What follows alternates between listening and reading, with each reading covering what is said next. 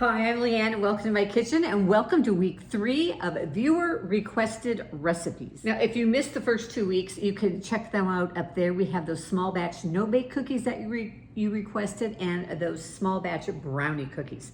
But this week, because you asked for it, we are making cherry crumble. Now, technically, the viewer requested cherry cobbler. And I have to tell you, I've experimented with, I'll explain the difference between cobbler and crumble in a minute, but I couldn't quite get the recipe just the way I liked it for an official cobbler, but I love this crumble recipe, so I hope that you'll enjoy it too. So what's the difference between a crisp, a crumble, and a cobbler? It usually has to do with the ingredients and the texture. A crisp has oatmeal in it, and it's a crisper topping. Now, I have an apple crisp for 2 recipe up there that is yummy. Now, a crumble's a little bit in between the crisp and the cobbler. Sometimes there are oats in it, sometimes there's not, but I think the topping is a little bit more cookie-like. Where a cobbler does not have oats in it, just uses flour, and the topping is more biscuit-like or cake-like. But today we're making the crumble. But one thing all 3 of them have in common is baked fruit. They always have a base of baked fruit. Okay, now the hardest part of making a cherry cobbler, and I'm just using those dark cherries that you buy in the grocery store, but the hardest part is getting the pit out, because these cherries come with pits in them. So I'm going to show you how I do it. I use a cherry pitter, which I will link to one down below. But if you don't have a pitter, you can totally do this without one. But you want to remove the stem. And then you're just going to take your cherry pitter and set your cherry in there so that this little piece right here is over the center of the cherry. And then you push, and the little pit just comes popping right out. It's so easy. But like I said, if you didn't have a pitter, you could just use a knife, cut the cherry in half, and pull the pit out. So after you have all your cherries pitted, can you see let me get that, they have a hole right there in the middle. We are gonna slice them in half. So I have here in my bowl about 2 cups of sliced pitted cherries. Now, I get asked, can you use frozen cherries? You can totally use frozen cherries. You'll just wanna thaw them first, drain off any juices that you get. And you want to make sure as you slice them in half that you get sometimes the pit's still in there, even though they say they're pitted. So watch for those pits. You're probably going to want to use a little bit more cornstarch. We're going to add cornstarch in here because the frozen ones tend to be a little waterier. Might want to use up the cornstarch just a little bit. So into our cherries, we are going to add a 1/4 cup of granulated sugar, a tablespoon and about a half, or if you're using frozen cherries, add in 2 tablespoons. And the sugar, first of all, is going to help sweeten up those cherries because, given cherries can vary in their sweetness. These are just ones, Bing cherries I picked up at the grocery store. They're not incredibly sweet, so we're adding that sugar in.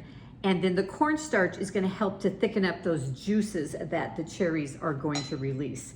You're also going to put in, I'm going to put in a splash, which is about a 1/2 teaspoon of vanilla.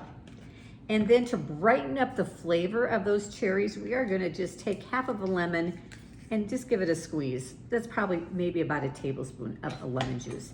And go ahead and just toss that fruit to make sure those cherries are getting totally covered.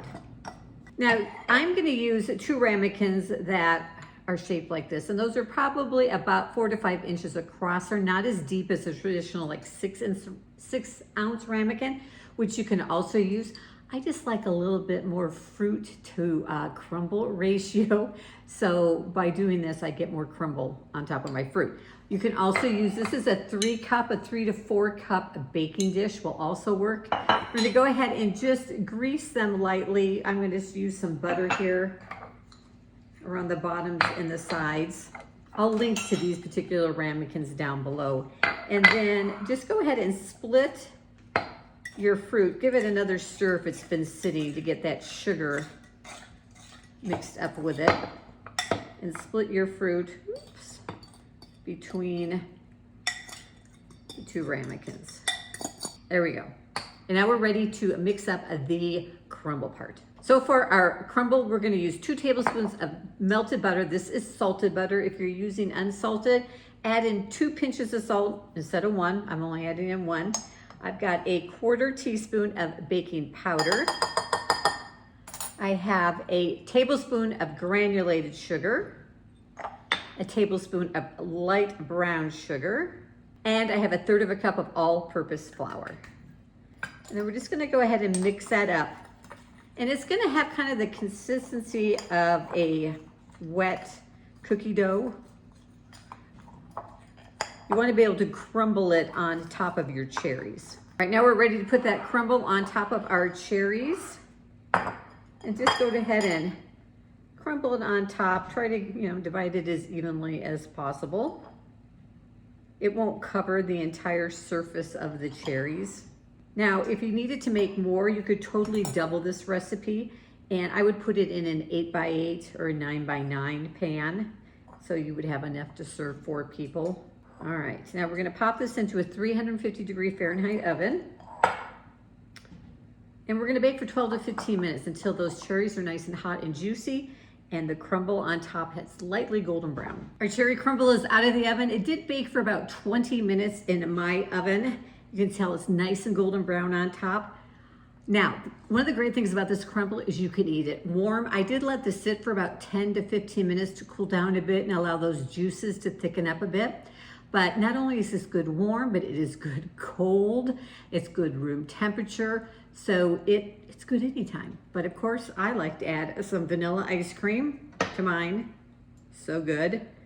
I hope you will try this cherry crumble. Be sure that you subscribe to my channel down below, turn on notifications so that you will know every time a new video drops. And if you've got a suggestion, something you'd like to see in small batch form, leave me a comment down below. And thanks for joining me in the kitchen. We'll see you in the next video.